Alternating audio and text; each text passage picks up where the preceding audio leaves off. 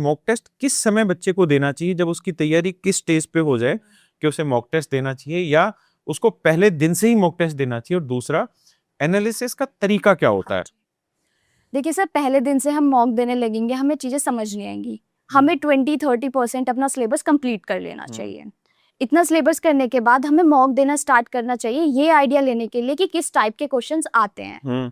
ये आइडिया लिया, हम कहाँ स्टैंड करते हैं। अगर हमें एक बार ये आइडिया लग जाएगा कि हम कहाँ स्टैंड करते हैं, कितने मार्क्स आ रहे हैं हमारे, तो हमें ये लग जाएगा कि अच्छा इस फील्ड में हमें अभी काम करने की जरूरत है।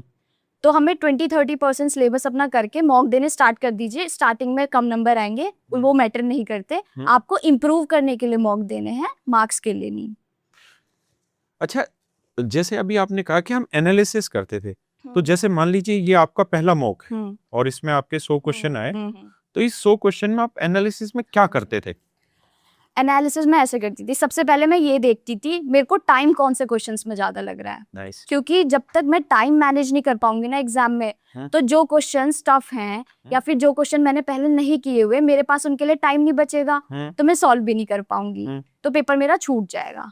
तो टाइम मैनेजमेंट इंपॉर्टेंट है, इसलिए मैंने सबसे पहले देखा मेरे को टाइम कौन से क्वेश्चन में लग रहा है। अब टाइम लग रहा है तो क्यों लग रहा है, क्या मैं मेथड बड़ा यूज कर रही हूँ, क्या इसका कोई शॉर्ट मेथड भी है। अगर है तो मैं चेक कर लेती थी कि इन्होंने क्या सोल्यूशन दे रखा है, या फिर यूट्यूब वगैरह पे सर्च कर लेती थी वो टॉपिक। मैं ये देखती थी कि एवरेज लोग इसमें कम टाइम ले रहे हैं, मैं इसमें ज्यादा ले रही हूँ, फिर तो कोई शॉर्टकट है इसका, या फिर कुछ ऐसा है जो मैं कहीं लैग कर रही हूँ।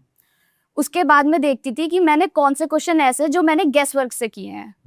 गेस वर्क से किए हैं तो मैं कितने ठीक हो पाए और कितने गलत हो पाए, वो एनालिसिस लग जाता था कि हमारी अंदर की फीलिंग ठीक है या नहीं है। क्योंकि वो पढ़ी हुई चीजें होती है हमारी, जो हमें गेस वर्क करने पे हेल्प करती है। ऐसे रैंडम गैसेस करके तो हम नेगेटिव में ही मार्क्स लाते हैं।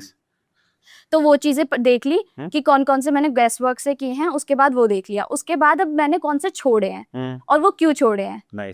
कि मेरे को वो आते नहीं थे, या फिर मैंने वो टॉपिक नहीं पढ़ा, या उस टाइम पे मैं सॉल्व नहीं कर पाई वो क्वेश्चन, कि मेरे माइंड में स्ट्राइक नहीं करी चीजें, मैंने पढ़ रखी है पर रिवीजन कहीं ना कहीं रह गई कमी। तो मैं वो क्वेश्चन देख लेती थी कि अच्छा ये टॉपिक्स मेरे नहीं हुए, फिर वो टॉपिक जिसके गलत हुए हैं या जो मैंने छोड़े हैं, वो टॉपिक में दोबारा उसी टाइम पढ़ती थी। ऐसा नहीं कि चलो बाद में पढ़ लेंगे।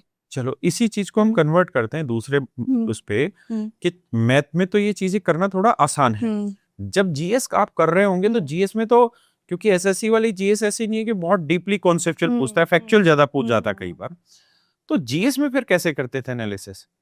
जीएस में जैसे जो टॉपिक मेरा गलत है ना, मैं फोकस करती थी कि बस इस टॉपिक को कवर कर लूं, ये टॉपिक पढ़ लूं मैं। उससे मेरा एक टॉपिक स्ट्रांग हो जाता था, बहुत अच्छे से पढ़ती थी। ये नहीं है मैंने रैंडम वो जो सोल्यूशन दिया सिर्फ वही रीड कर लिया, वो सोल्यूशन रीड कर लिया, कहीं वो लिख लिया, ताकि मेरे को दोबारा रिवीजन करनी हो तो मैं रिवीजन कर लूं। और फिर वो टॉपिक में डीपली पढ़ती थी, ताकि दोबारा से कुछ टॉपिक तो ना गलत हो मेरा।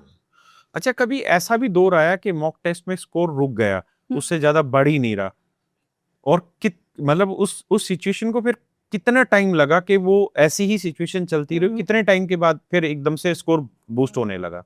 सर 3 बार मेरे 170 प्लस आए हैं। अच्छा। हाँ जी। पर इसके पीछे पहले मेरे कम ही आते थे, मेरे 130 140 इस पे रुक गए थे स्कोर, बहुत प्रैक्टिस करने के बाद। और ये लगभग कितने दिन तक रही? ये मेरा 2-3 महीने तक रहा। फिर मेरे को चीजें समझ आई कि कमियां रह कहाँ रही हैं। फिर मैंने देखा कि मैं मॉक तो दे रही हूँ पर इसका एनालिसिस नहीं कर रही, तो उससे मेरा वो टॉपिक वहीं छूट जा रहा था, गलत भी हो रहा था, तो मैं उसे दोबारा पढ़ नहीं रही थी, बिल्कुल, जिसकी वजह से मार्क्स वहीं स्टक कर रहे थे। फिर मैंने सोचा कि ये छोड़ो अभी मॉक, पहले रिवीजन करती हूँ अपनी, और एनालिसिस पे ज्यादा फोकस करती हूँ। तो मैंने रिवीजन स्टार्ट कर दी थी। रिवाइज करे वो सारे टॉपिक्स जो मेरे गलत होते थे, उससे ही मुझे 10 से 15, 15 से 20 अपने आप बूस्टअप मिल गया था।